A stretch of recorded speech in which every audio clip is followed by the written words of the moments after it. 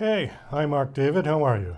I'm great. How are you today? Doing fine. Thank you. Thank you for coming on the show. It's nice to have you here. Pleasure to be here. Thanks for asking. So, you've got a book called MoonQuest. I see it behind you there. When I first saw the title, I thought of that Cher movie, but then that was That's Moonstruck. Moonstruck. That's right. Yeah. So I said, well, no, it can't be that. So it's got to be something else. And I noticed on your bio it says you've written over 20 books or published over 20. Yeah. Is it fair to assume that you are a full-time author? That's what you do for a living? That's what I do. I also coach writers and teach writing workshops. Before we dive into the book, uh, give us an idea of how long it took you to write and publish 20 books, and give us kind of an overview of what they're about. Sure. Well, I'll just backtrack for a second because I mentioned that I teach writing and coach writers, and six of my books are actually on writing. Six of those 20 books are on writing various aspects of writing: screenwriting, memoir writing, editing, writer's block. How long it takes to write a book has really varied over the years. The quickest book I ever wrote was not the MoonQuest. It was a self-help book called The Way of the Fool. And that it happened in a record for me, probably never to be duplicated, 10 weeks.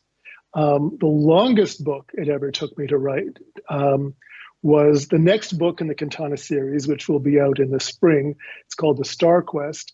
And that actually, I'm almost embarrassed to say, took me 11 years and two false starts just to get through a first draft. And everything else falls somewhere in between. Also says that your work has been adapted to film or screenplay. Is any of that been done?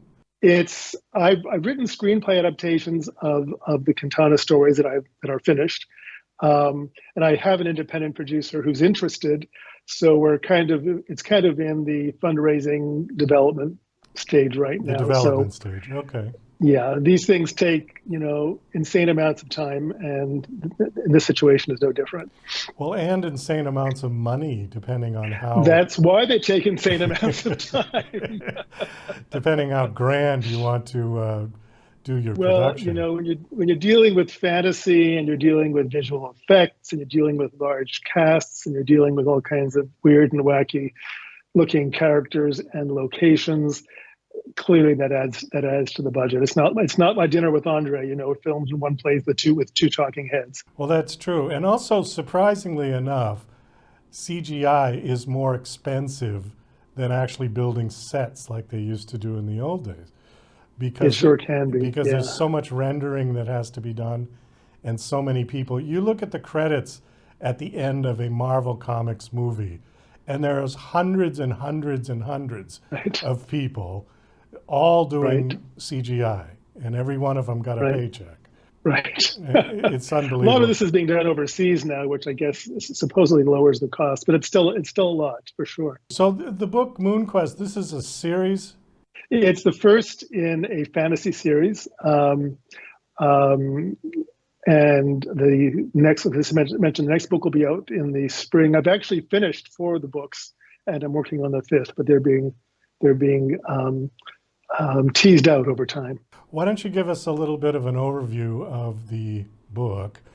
Don't give too Sure, much away because we want people of to course, buy it after of all. course. But give us since we were talking about film, give us a movie trailer version of the book.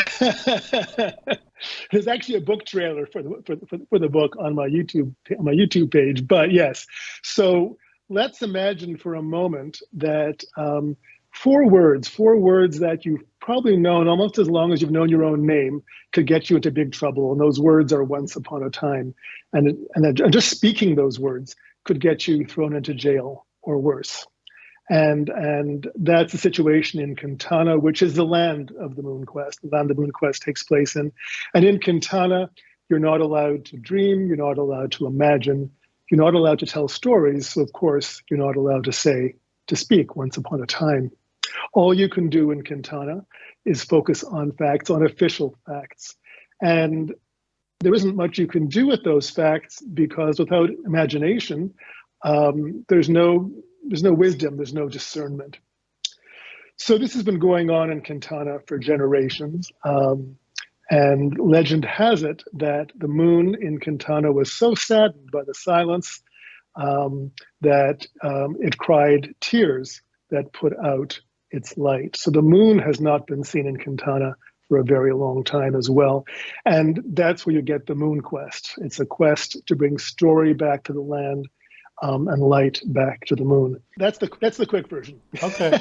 This sounds very much like Greek mythology. Well, I think a lot of fantasy calls on mythology, and I think those myths, whether they're Greek myths or Native American myths or Celtic myths, they all are interconnected in ways. You find similarities in different stories in different cultures, right down to the Christmas story. But if you want to be current.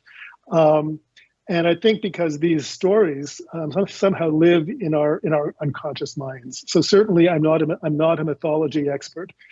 I wrote the story that came to me basically, and I don't outline my stories, my books. I don't plan. I don't plot them. I don't do any kind of pre-production, if you will, work on them. I just sit down and write. And in fact, this story kind of snuck up on me. I didn't go looking to write a fantasy called the MoonQuest.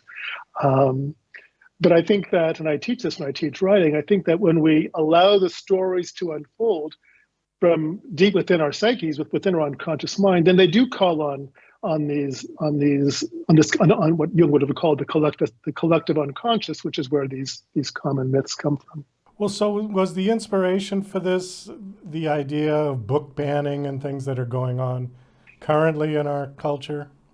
It's funny you should ask that, because at some deep unconscious level, I guess yes.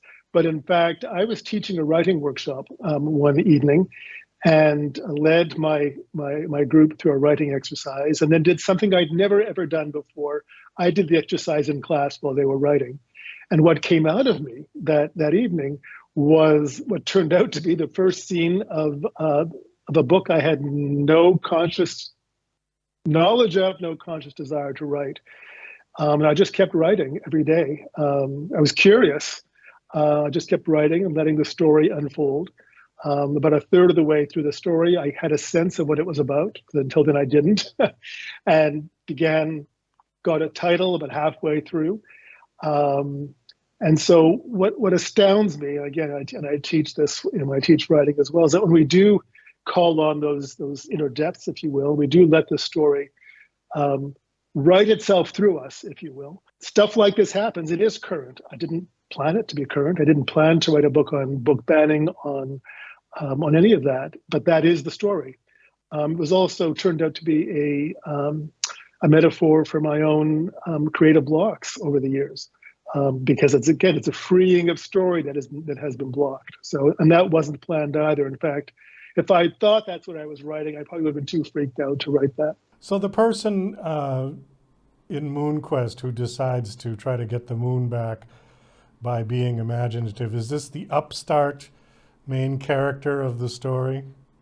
So what happens is that it's a young man, he's about 17, I guess, who is living in hiding with a community of bards, of storytellers. All the bards and storytellers are in hiding or have been killed, because that's what happens when you tell stories in Quintana. So they're in hiding.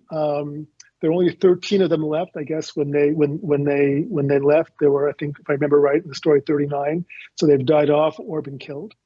And he's told by an elder who happens to be his grandmother that now is the time for this MoonQuest, which has been prophesied for a long time. Now is the time, and he is the guy. And like so many of us, when faced with kind of a life-altering shift in our lives, these are my words, not his. He says, "No way in hell." But of course, he's talked into it, or there would be no story. And so he sets out on this journey. He picks up 3 companions along the way. And the problem for Toshar, or one of the problems for Toshar, is that he's not told what to do or where to go, which is, you'd think he'd be told, well, this is the quest, this is what you have to do to complete it. No, he's told, tell stories and let the stories guide you on this journey. And but it's not the stories he already knows, and it's not the stories that he's been taught or been passed down through through generations of bards. These are stories that come to him as he tells them, stories that come from his heart. And of course, that's exactly how I wrote the book. It was a story that came to me as I told it, and some days I didn't even know what I was going to be writing from one word to the next, or where the story was going to be going from one word to the next. So he does that. He sets off on this journey with the companions he picks up along the way. And as they travel, they are being chased down by the king's army. It's called the King's Men in the story. If you can imagine kind of low-tech Darth Vaders, going back to our movie our movie talk earlier, low-tech Darth Vaders, all in black, on black horseback, chasing them relentlessly, catching up with them several times. These are the kinds of dangers that they face along the way. But the biggest danger for Toshar is not the king's men, as daunting and kind of terrifying as they are. It's his own fear, as it would be, I think, for all of us. And he has to face his fears, as do his companions, and if he's going to complete his MoonQuest, if he's going to live his destiny. And one of the ways that you and I and all of us deal with our fears and deal with our issues and deal with our problems in everyday life is we tell stories, like we're doing right now. And of course, in the Quintana of the MoonQuest, that isn't possible. Stories aren't allowed, and there is no Once Upon a Time. So if he gets caught, is he sentenced to death? If he were to get caught, he would. So the king, being the great guy that he is, has created a wall of traitors outside the castle, and it contains all the heads. It's just heads of all the people, men, women, children, who have gone against his will, including telling stories. So in fact, one of his companions, Yoshi, on this journey, his family was captured, and their heads are on that wall of traitors. Oh, so beheaded and displayed. Beheaded and displayed, yeah, for all to take note of. So they, it's kind of a cautionary thing. If you do this, this is what's going to happen to you as well. We've got just a couple minutes left, and you said that this was the first book in a series. Do you know how many books you expect to be in this series? I already have more than I expected, because when I wrote the MoonQuest, I wasn't expecting it to be a series. It first turned into a trilogy with 2 other books following it. Now it's kind of an open-ended series, and I guess I just keep writing until the story is finished. Until you run out of however ideas. many books that takes. Well, when I finished the 3rd book, and that's called The SunQuest, and that'll be out next, I think, end of next year, I thought I was done. It seemed like everything was tied up nicely, and that was the end. That was the end of the story, and I just let it go. It was a trilogy, great. And then what happened was, I guess I woke up one morning and I thought, I had the sense there was more to the story, and I just sat down and wrote a scene. Now, in the MoonQuest, Toshar is told by his grandmother before he's sent out on his journey. He's told how to go. There's more to every story. No, stories never end. There's more to every story. And in the scene I wrote in what now will be book 4, one of the characters says that.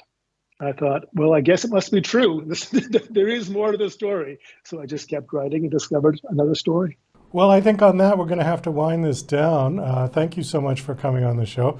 The book is called MoonQuest. My guest is Mark David Gerson. Do you have a website that you want to give out? Sure. It's markdavidgerson.com. It's all Mark David Gerson, all one word. And you can find my books there, and my workshop information, my coaching information.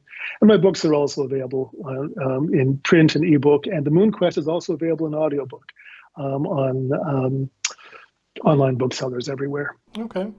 Well, thank you for coming on the show. It was nice meeting you. It was a pleasure. Best of luck. Thanks a lot.